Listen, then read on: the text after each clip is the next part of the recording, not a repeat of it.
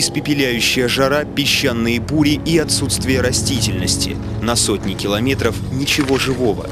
И даже живое может стать мертвым.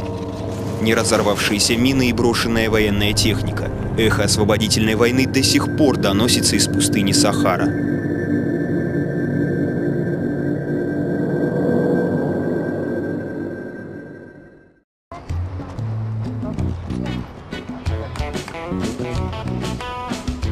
С 1884 года государство Западная Сахара была испанской колонией. Спустя 90 лет Испания оставила эти земли. Территорию заняли Марокко и Мавритания. Новые захватчики столкнулись с решительным сопротивлением местных жителей. Народно-освободительное движение получило название «Фронт Полисарио». 27 февраля 1976 года Сахрави, так называют обитателей пустыни, объявили о создании Сахарской Арабской Демократической Республики. Новое государство признали 80 стран мира.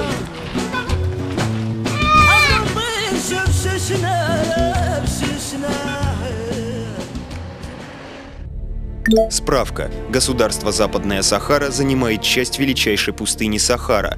Площадь республики 284 тысячи квадратных километров. Она находится всего в 100 километрах от знаменитых Канарских островов. Граничит с Марокко, Алжиром и Мавританией. С запада омывается Атлантическим океаном. Административный центр – город Эль-Аюн.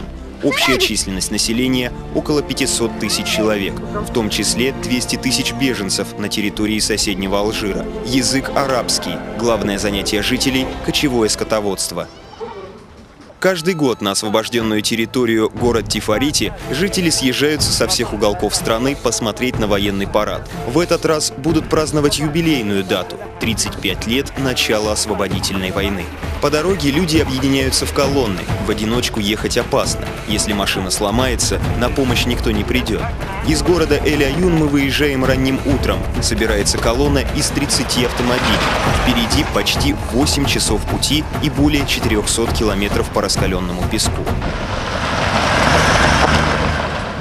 Температура воздуха достигает 60 градусов. Первые миражи не заставили себя ждать. Кажется, что до воды рукой подать. На самом деле, там ничего нет. По дороге встречаем караваны верблюдов. На сотни километров вокруг одна торговая палатка, где можно купить напитки и консервы.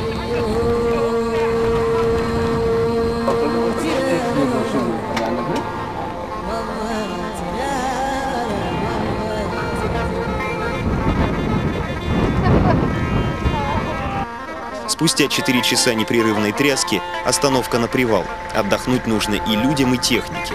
В Западной Сахаре исповедуют ислам, поэтому обязательный ритуал намаз никто не отменял. Его нужно совершать 5 раз в день, где бы человек ни находился.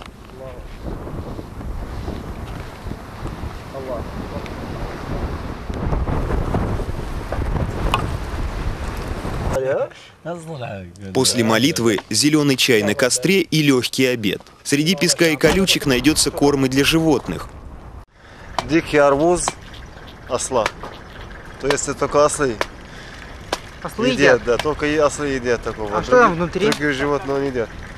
И оно очень-очень-очень горькое. А это растение спряталось от солнца, когда оно было еще зеленым, им лакомились верблюды. А сейчас вот видишь, как оно.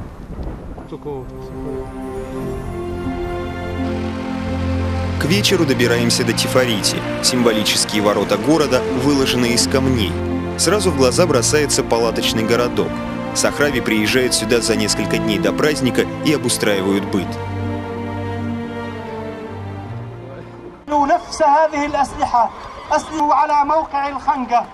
Ранним утром военный парад открывает шествие верблюдов. Раньше они были единственным средством передвижения и считались боевой единицей. Затем маршем идут войска. С трибуны их приветствует президент Западной Сахары Мохаммед Абдель-Азиз.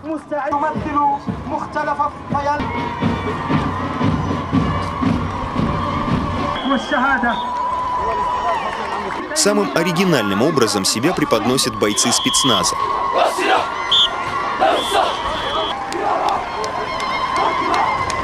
Замыкает колонну женский батальон, краса и гордость западно-сахарских войск.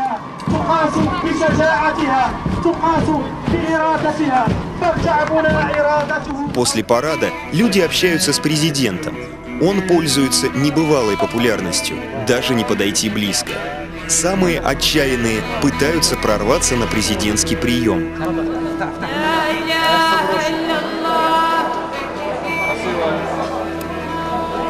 Пообедать за одним столом с главой государства – удовольствие для избранных. Я поздравляю вас с праздником. Счастья, здоровья. Шукран.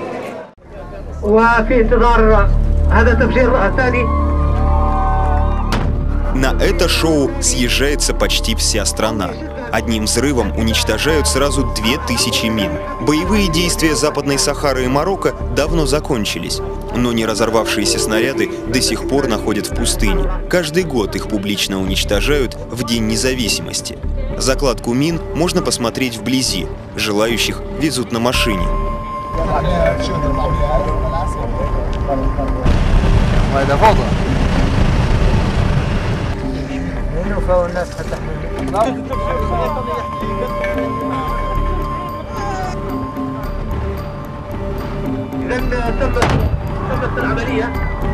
Не каждый способен в деталях разглядывать орудие смерти. Многие зрители здесь – жертвы. Это было в 86-м. Я тогда студентом был. Увидел противопехотную мину, кажется, советского производства. Решил разминировать. С тех пор вот и живу без пальцев.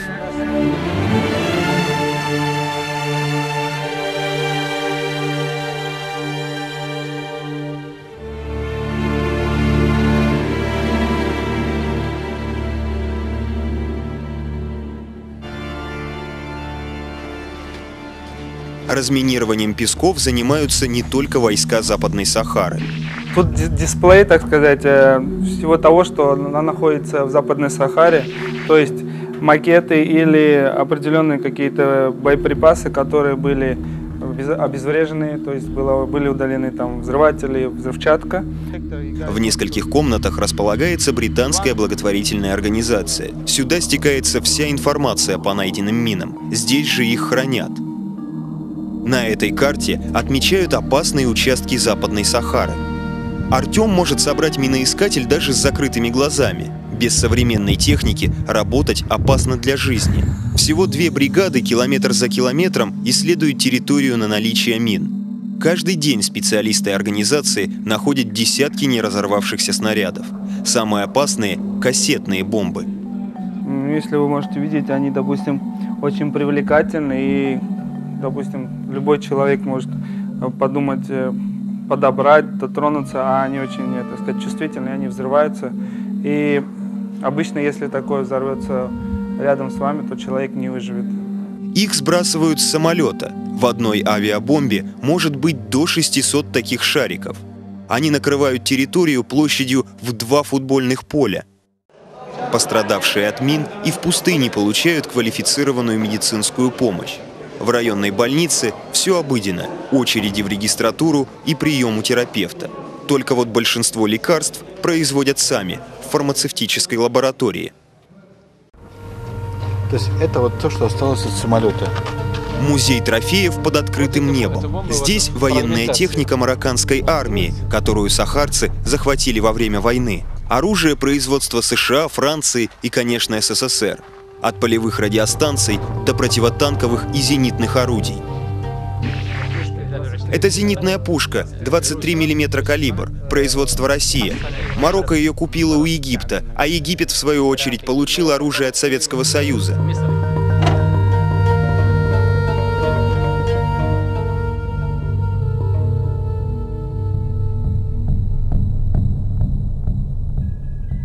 Некоторые экспонаты даже всезнающим сотрудникам музея не знакомы. Выручают российские туристы, раскрывающие военные тайны.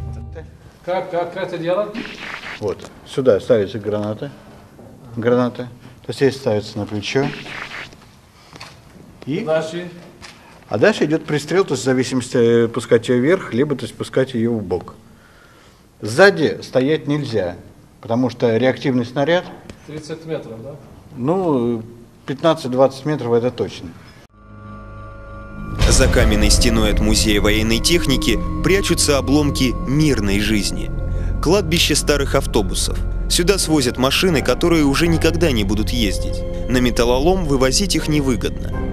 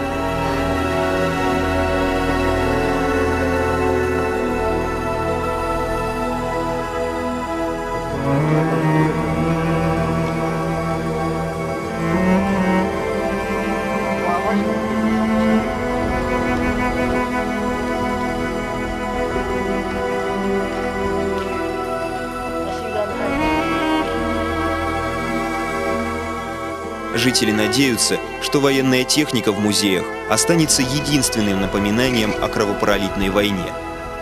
А палатки и временное жилье скоро сменят такие капитальные дома. Их уже начали строить на освобожденной территории Западной Сахары. Постройки одноэтажные, но полностью благоустроенные. Мирная и цивилизованная жизнь потихоньку возвращается в пустыню.